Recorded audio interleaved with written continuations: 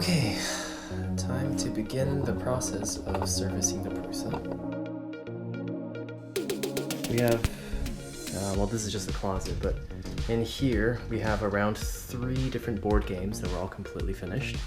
And half of 2 board games take us to Ride and Monopoly. That's kind of ongoing, but even then that's at least 100 hours. Honestly, at least 125 hours for all the board games alone.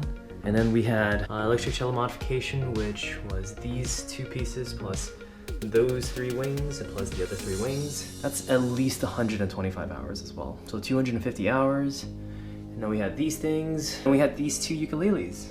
Sorry, this ukulele and that ukulele. They were at least 50, no, they're around 30 hours each, I want to say.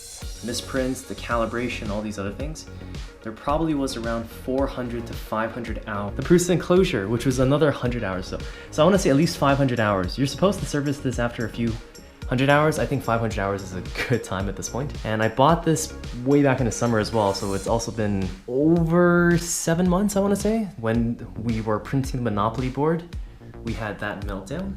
So that was kind of the call to action to actually service the machine at this point. I really am happy with the way that the Prusa has turned out. This has given me basically no trouble at all. So I think it's time to just make sure it can keep on going at this point. The first thing we have to do is basically wipe everything down. So I'll do that on camera, and then everything else was saved for tomorrow, basically.